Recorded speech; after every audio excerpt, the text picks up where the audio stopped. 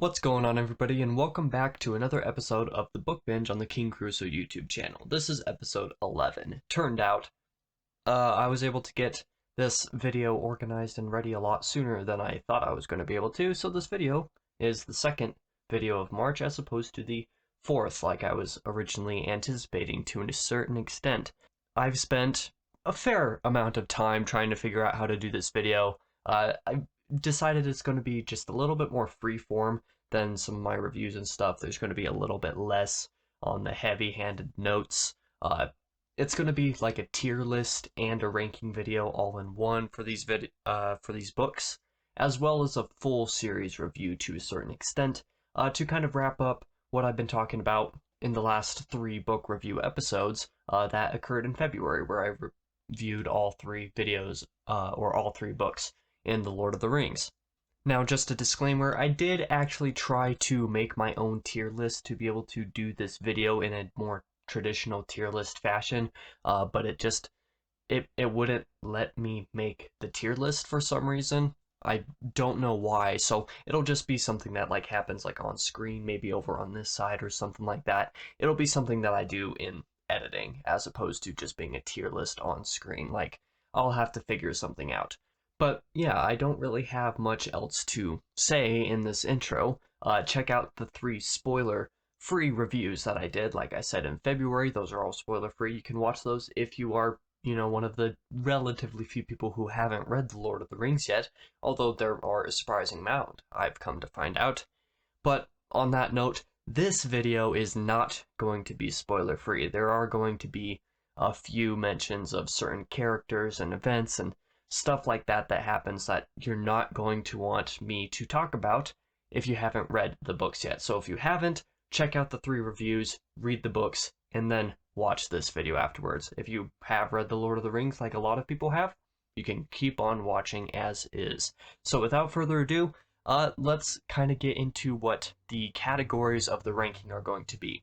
Now, first up, we're going to have 10 out of 10 perfection. This is going to be the equivalent of the S tier. The equivalent of the A tier is going to be very good stuffs. Then the next one below that, for the B tier, I guess, is going to be there are a couple of issues. For the C tier, it's going to be there's a little, or it's a little bit slow. Now, don't need to worry, there's going to be no D tier or anything like that. Nothing in The Lord of the Rings gets below a C, and this is all, keep in mind, relative to Lord of the Rings. This is all compared to itself. If this was all compared to, pick any other random fantasy series, a lot of it would be S and A tier, comparatively, just as a rule of thumb. But that doesn't mean that all of The Lord of the Rings is that good in and of itself. So we'll kind of get into that a little bit more. First off, let's just kind of rate the 6 books that make up The Lord of the Rings, because The Lord of the Rings is 3 volumes, or in some publications, it's just one big chunk. But it is 3 volumes. There's 2 books in each volume, so there's a total of 6 of them. So where would I put book 1? Well, if this was in early high school when I tried reading this the first time, I really don't know. It'd probably be a little bit on the lower end of the spectrum. In this read, I'm going to put it in A tier, very good stuffs. But for some readers, this could easily be in the tier just below that, there are a couple of issues. I mentioned this in the Fellowship of the Ring review specifically, but Tom Bombadil as a character and the 3 or so chapters that he is featured fairly heavily in can be very slow, boring, or pointless to some readers, and I can understand why. I mean, I mentioned in that review as well that I would be surprised that if in junior high school, when I initially tried reading Fellowship of the Ring and didn't even finish the book, I would be surprised if Tom Bombadil wasn't most of the reason that I quit, because I'm very sure that I didn't even reach book 2. But regardless, that's where I would put book 1. Very good stuffs, in my opinion, but some people are going to say there's a couple of issues because Tom Bombadil can be a massive roadblock for certain readers if he doesn't click for them. And on to book 2, similarly, I'm also going to put this up there in very good stuffs.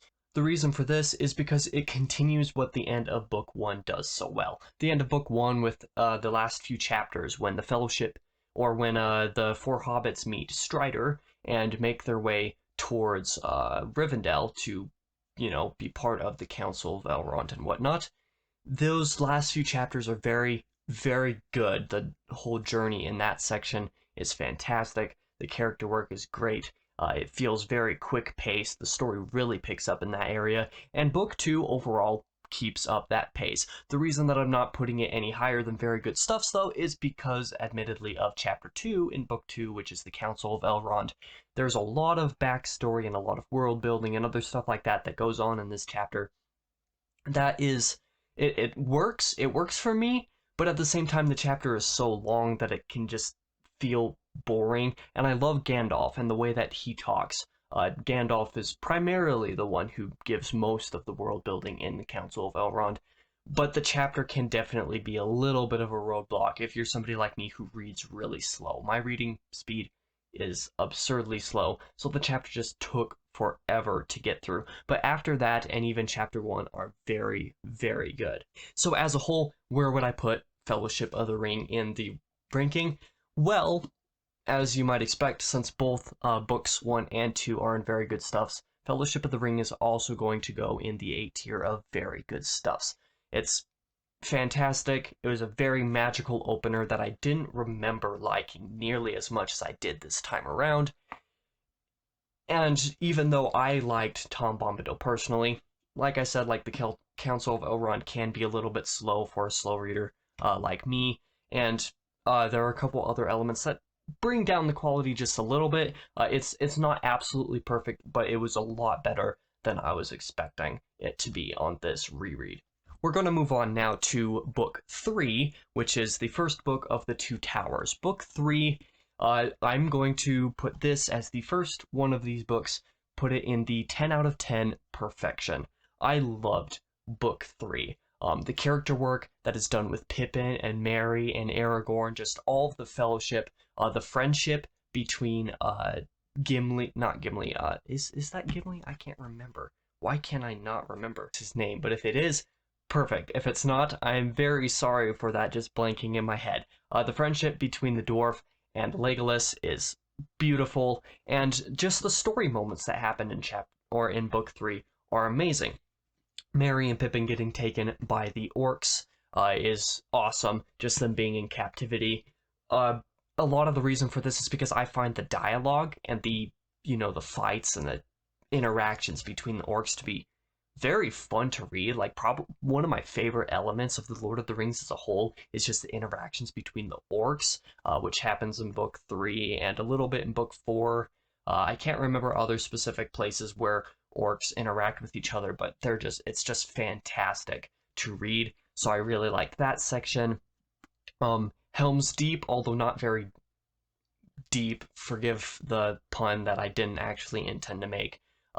Despite not being very in-depth in this book, as opposed to the movie, Helm's Deep is fun because you get a little bit more of that interaction between Gimli and Legolas, and it's very fun. All of the stuff that happens in Isengard is, very, it kind of puts a sense of scale and relativity into the world as to, kind of giving you an idea of maybe how bad or how powerful, how scary in some ways that Sauron and the armies of Mordor could possibly be, given the ruin that Isengard became with all of its armies. Everything with the Ents is fantastic. I just loved all the viewpoint chapters with Merry and Pippin, with the Ents, and like I said, in captivity with the orcs. Just everything worked so well. Meeting the riders when Aragorn and the other two were looking for the hobbits. It was just great. I loved Book 3. I don't think there's anything that I would say I disliked about Book 3, hence why it is in 10 out of 10 perfection. It just worked insanely well. But Book 4 is where things changed just a little bit. Strangely enough, when I first read Fellowship of the Ring and the Two Towers, in early high school, whenever it was that I read them, more specifically, I did like Book 4 a lot. Like, I'm pretty sure if if memory serves me, which it probably isn't, because I didn't remember basically anything that happened in either of these books, uh, Book 4 was my favorite, or at least I thought it was my favorite because I remembered it the best, just Frodo and Sam journeying to the land of Mordor with Gollum. Like, I remembered it very fondly at the time. I gotta say, it didn't quite work for me as well this time around. I'm going to put Book 4 in It's a Little Bit Slow. And the reason that I'm putting it there is because I don't know why, but part of it didn't really work for me. A lot of the journeying didn't work for me because after Fellowship, where you got a sense of the whole group of Sam and Frodo in context with Aragorn and Gandalf and everybody else, it worked so well in Fellowship. But then it just being Sam and Frodo for some reason felt empty. It felt weird. It wasn't as enjoyable to read for me. And even though Gollum is a delight, well, he's a little demon, but he's a delight to read in the book. Book 4 just didn't work very well for me. The first couple chapters were great. For example, Book 2 or Chapter 2, The Passage of the Marshes, is very good and like incredible sense of just eeriness and kind of creepiness. Very good. The last few chapters were also fantastic. With them climbing up the stairs to Cirith Ungol and getting into Shelob's lair and all of this that happened at the end. The climax at the end with Sam taking the ring, sure that he had to finish off the job that Frodo couldn't finish, assuming Frodo dead. It was just very heart-wrenching, and these last few chapters were amazing. But the middle, 5 chapters or so were very slow and boring. For some reason, the interactions with the people of Gondor didn't really work for me super well for some reason. It felt like a lot of meandering.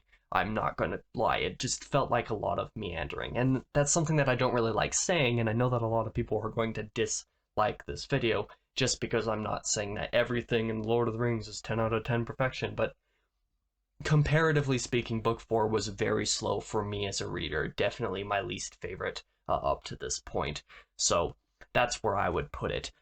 Two Towers as a whole, I'm going to say there are a couple of issues. I'm going to put it right there. Although I absolutely love Book 3, Book 4 is slow enough that it kind of brings it down. Remembering these 3 books just off the top of my head, did I really like them? This one comes off the most mediocre, in my opinion, despite how much I love Book 3. And something else I forgot to mention, the death of Gandalf in the end of Fellowship was very good. I didn't realize how early it happened in this book. In Book 2, I didn't realize how early he died, and just the dread of the whole ending of Fellowship was made even more poignant because of that. The return of Gandalf in Book 3 is another thing that I really like about that. So, now that we have all of those ranked, let's move on to Return of the King, which is Volume 3 in the last 2 books. Book 5. This one is going to be really hard for me to rank. If you watched my review of Return of the King, I said that the start of Book 5 was very slow for me. So, I would be inclined to say it's a little bit slow and just kind of put it there with Book 4. But the only reason that I had so much trouble with the first few chapters of this book was because I was trying to read it when I was super exhausted and super tired, and I was trying to read it late at night, later than even I normally tend to read. So, for some reason, the first few chapters, even though I loved what was happening in them, they were slow and felt boring to me. But looking back at what was actually happening, I need to give Book 5 another read through, at least the first few chapters of it, to kind of get a more full idea and appreciation of what was actually happening just because of that. So I'm inclined to put it in It's a Little Bit Slow, but I really have to put it's in very good stuffs. Like I said, the reason that I was so bored by the first few chapters of Book 5 wasn't because of what was happening in the book. It was because of, life reasons and other circumstances, reasons that aren't because of the book. So I enjoyed it a lot more than I'm inclined to think. Plus, the end of Book 5 is very good. For example, Chapter 8, I very much praise that chapter. I forget what the chapter's called. It's something about the Houses of Healing. Just everything that happened in Chapter 8 was magical and fantastic, and I loved it. like it almost felt like a perfect resolution or just an end to the book. Like if you wanted to end the Lord of the Rings while leaving, a million loose ends, you could end it on the Houses of Healing, and most people wouldn't even really notice that that would be weird until they really thought about it. So it just chapter 8 was great and the whole ending was great. Like everything was very good. The reason if I were to reread book 5 when I'm not tired and mentally exhausted and drained and all of this stuff, I'm sure that book 5 as a whole would actually end up in 10 out of 10 perfection. But for now, it's going to go in very good stuffs because I did really enjoy it despite it being slow at first. But then we get on to book 6. This one's 10 out of 10 perfection. Like, there's just no question about it. Everything is so good. I mentioned in the review of The Two Towers that I didn't like the way that books 3 and 4 were split between the rest of the Fellowship and then Sam and Frodo, even though it makes sense from a chronological reading standpoint. It didn't really work for me as a reader. This book does a similar thing. All of book 5 follows the rest of the Broken Fellowship characters in a couple different groups, which was fun. And there was more viewpoints from Pippin and Merry and all of that. That was very fun. The battles were fantastic. But book 6 starts off with Sam and Frodo, just like book 4 was in The Two Towers, but it very quickly changes. It very quickly goes back to what was so good about the Fellowship with everybody together. Because at the end of chapter 3 of book 6, yeah, Mountain Doom, that's when the ring is destroyed. Like, that's very early for the ring to be destroyed. Like, that is, let's see, in this mass market paperback copy, that is over 200 pages. That's like 200 pages before the end of the Lord of the Rings that the ring is destroyed. So that's very early. It's basically immediately after that when the ring is destroyed and the Nazgul are flying to go get Frodo and Sam, and Gandalf goes with the eagle to get them first.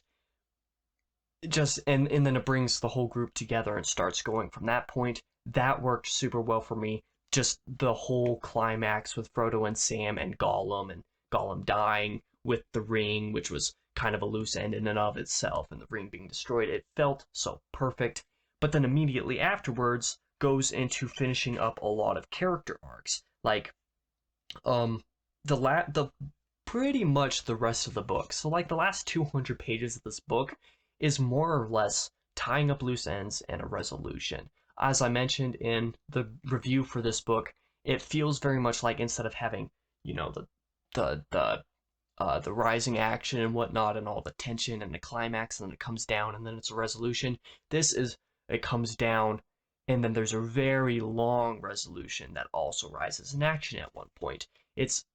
But it does it so well. And if you're worried about it being, really long resolution or anything like that, it's not really, because chapter 8 of book 6 is the Scouring of the Shire, which is just a perfect chapter. Like, if I had to name my favorite chapter in all of the Lord of the Rings, it is probably the Scouring of the Shire. And the reason for this is that when the hobbits get to the Shire and they split off from the rest of the Fellowship and everybody breaks again for the final time, pretty much the last time that they'll ever be together, or at least all together that way, the hobbits are told, well, the Shire isn't the same place that it used to be when you left, and they have a hard time really understanding this when they're about to go in, but it just makes so much sense. There are plenty of stories where, you have characters that go on a big quest, a world-changing quest, something that is very important for, their lives, and then they come home and everything's the same. It kind of ruins the impact of what the stakes of the story is. In this book, it's different. When Frodo and Sam and Pippin and Merry get back to the Shire, everything is different. And Saruman has taken control of certain parts of it. The Old Mare has taken parts of it, and just a lot of control has been taken. This Shire is just kind of ruined. But it does this bittersweet ending of the hobbits taking their newfound bravery, their newfound strength, their newfound like I said, the newfound strength and bravery, using that to rally up their friends to overthrow that rebellion. It just felt so good. It wasn't enough for Tolkien to just make it clear that the Shire was a different place than it used to be. He used the courage that the hobbits found over the course of the last however long they've been journeying, and used that to let them change it themselves. So even though in the very end Frodo decides to go off with Bilbo, because the Shire is different and it's not a place that he can see himself staying anymore, it felt like a very beautiful ending. Like, just everything about Book 6, as I said, 10 out of 10 perfection. It's not even a question for me. So where does Return of the King fall? I really like Book 6. I like the end of Book 5, even though the beginning was slow. So where do I put it? I'm just going to say this is a 10 out of 10 perfection book. Like I've mentioned several times up to this point, if I were to reread the first few chapters or all of Book 5, I would not feel like it was as slow as I did when I was reading it before because of outside circumstances. And because of that, I just have to say that this goes there. It's just perfect wrap up, perfect ending, everything about it works so well. So even though Book 4 was really slow, this picked everything back up and put it in its place in just a way that was far better than I could have ever anticipated. So that's kind of the tier. From least favorite to favorite in terms of the volumes, Two Towers, like I said, it's definitely my least favorite because Book 4 felt so slow. So even though Book 3 was very perfect for me, it falls short because of Book 4. In rank number 2, Fellowship goes there, despite my memory from early high school thinking that Two Towers was so much better. This worked a lot better. Part of it might have just been its consistent quality. Both books were very good. So even though this has a disparity of one being perfect and one being really slow, this consistency ranks it above Two Towers, but Return of the King is obviously my favorite. So, that's just kind of how I feel about all this. So, yeah, this is just kind of the end of the video at this point. I hope it didn't draw on too long. I hope you were engaged by what I was saying. I hope it was entertaining. I was very happy to talk a little bit more about some specific things that happen, a little bit of the spoilery stuff to an extent, and give some context as to how I feel about The Lord of the Rings as a whole. I don't think that The Lord of the Rings is the best, book in the entire world like a lot of people do. It's not my favorite, at least, but it is very good and has a lot of impact on a lot of other stuff that exists, obviously. So, if I were to rank, my favorite fantasy series at some point in the future when I've read more, maybe Lord of the Rings would be at the top. Maybe it wouldn't. So yeah, if you enjoyed this video, go ahead and leave a like, comment, give me some of that interaction, ring the bell, all the fancy YouTube stuff. Just let me know what you thought. Like, how would you rank the books? What did you think about everything as a whole? And if you're somebody who wants to say that everything was 10 out of 10 perfection, that's fair enough. I may not completely agree with you because this is all relative to The Lord of the Rings in and of itself, but just let me know what you think. If you want a backlog of all of my YouTube videos as well as my writing content, check out seasonalproductions.com, and go there and tell me how to improve some of my writing, because I'll tell you what, there are some things about Lord of the Rings that has really influenced the way that I'm doing world building. I'm not trying to be derivative of Tolkien the way that a lot of fantasy is, but you can't read a Lord of the Rings as an author and not be inspired by it to some extent. So that's the end of the video. Thank you all for watching. That's all I got. Next week I'll probably be reviewing Salem's Lot by Stephen King or something like that. I'm not entirely sure. I'm actually recording this video surprisingly far in advance because of stuff happening next month. You'll hear about that in the April State of Affairs video. But all in all, this is the end of this. Stick around next week for episode 12 of the Book Binge, whatever that is, because I'm not too sure. I'll be back again in the next one.